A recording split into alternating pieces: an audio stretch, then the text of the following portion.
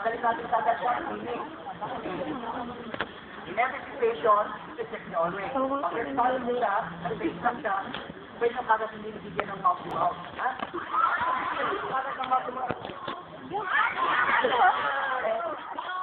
In every aspect ng rescue, pwede kami makasuhan yan. Especially pag babae, Cheryl. in every aspect, aligaw, in Muslim, in Christian, especially ganun sa mga babae, very critical, very sensitive. Di ba, sabi natin, mag-respect siya sa loob ng classroom, nag-train. Ano ito, yung ginagawa namin is, we loosen all side clothing. Lulusan yung belt, lulusan namin yung shoelaces, pag nakadry yung pasente nyo, lulusan namin, pero hindi tatanggalin. Takbo lang tayo. Kasi pwede kami makakuha ng sexual harassment, out of the business. Okay, take note sa mga bata. Meron tayong mga bata, 1, 4, 3. So, pwede kayo,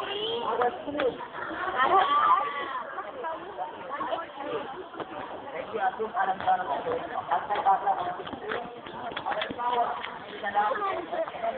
makawag sa inyo, or end up of that business, pwede nyo siya right ng mga bata niya, okay?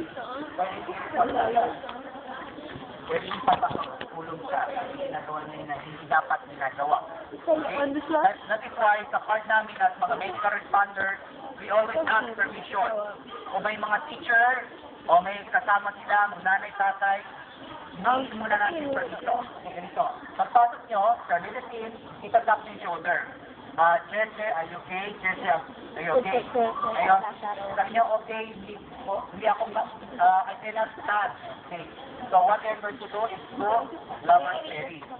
So, paano lover's berry position? Oh my God. Ito, ganito ang gagawin. Break nyo yung paa. Ito mo doon para klaro. Okay, Jesse,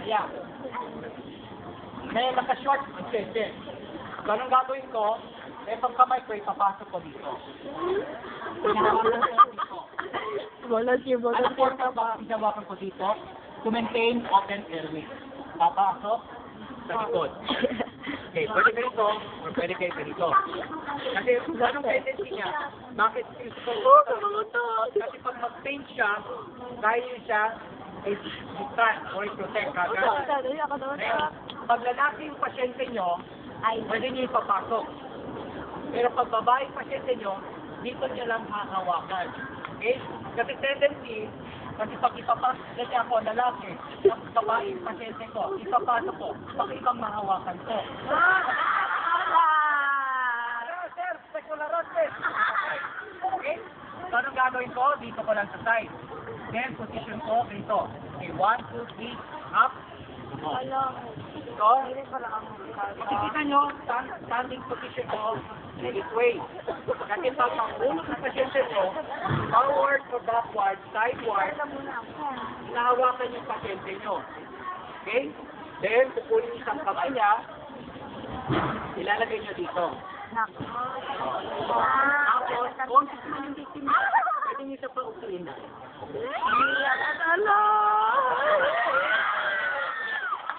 Yan, volunteer ka ba?